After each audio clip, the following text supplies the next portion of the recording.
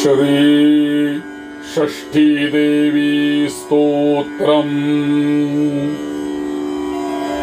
ध्यानम् सुपुत्रदां च शुभदां दयारूपां जगत्प्रसूं श्वेतचम्पकवर्णाभां रत्नभूषणभूषितां पवित्ररूपां परमां देवसेनां परां भजे। ॐ ह्रीं षष्ठीदेव्यै स्वाहा। ॐ ह्रीं षष्ठीदेव्यै स्वाहा। ॐ ह्रीं षष्ठीदेव्यै स्वाहा। नमो देव्यै महादेव्यै सिद्ध्यै शान्त्यै नमो नमः।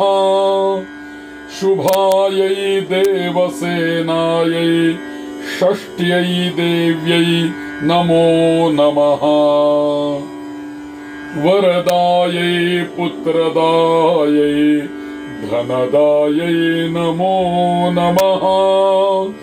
सुखदायै मोक्षदायै षष्ट्यै देव्यै नमो नमः। षष्ट्यै षष्ठांशरूपायै सिद्धायै च नमो नमः। मायायै सिद्धयोगिन्यै षष्ठीदेव्यै नमो नमः। सारायै शारदायै च परादेव्यै नमो नमः। बालाधिष्ठातृदेव्यै च षष्ठीदेव्यै नमो नमः। कल्याणदायै कल्याण्यै फलदायै च कर्मणां प्रत्यक्षायै स्वभक्तानां षष्ट्यै देव्यै नमो नमः। पूज्यायै स्कन्दकान्तायै सर्वेषां सर्वकर्मसु देवरक्षणकारिण्यै षष्ठीदेव्यै नमो नमः। सिद्धसत्त्वस्वरूपायै वन्दितायै नृणां सदा हिंसाक्रोधवर्जितायै षष्ठीदेव्यै नमो नमः। धनं देहि प्रियान् देहि पुत्रं देहि सुरेश्वरी मानं देहि जयं देहि द्विषो जहि महेश्वरी। धर्मं देहि यशो देहि षष्ठीदेव्यै नमो नमः। देहि भूमिं प्रजां देहि विद्यां देहि सुपूजिते। कल्याणं च जयं देहि षष्ठीदेव्यै नमो नमः। षष्ठीदेव्यै नमो नमः।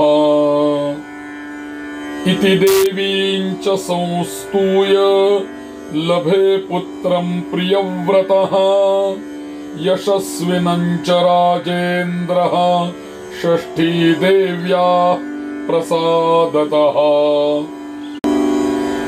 षष्ठीस्तोत्रमिदं ब्रह्मण्यः शृणोति तु वत्सरम् अपुत्रो लभते पुत्रं वरं सुचिरजीवनम्। वर्षमेकं च यो भक्त्या स पूज्येदं शृणोति च सर्वपापाद्विनिर्मुक्तो महावन्ध्या प्रसूयते। वीरं पुत्रं च गुणिनं विद्यावन्तं यशस्विनं सुचिरायुष्यवन्तं च सूते देवी प्रसादतः। काकवन्ध्या च या नारी मृतवत्सा च या भवेत् वर्षं श्रुत्वा लभेत् पुत्रं षष्ठी देवी प्रसादतः। रोगयुक्ते च बाले च पिता माता शृणोति चेत् मासेन मुच्यते बालः षष्ठी देवी प्रसादतः।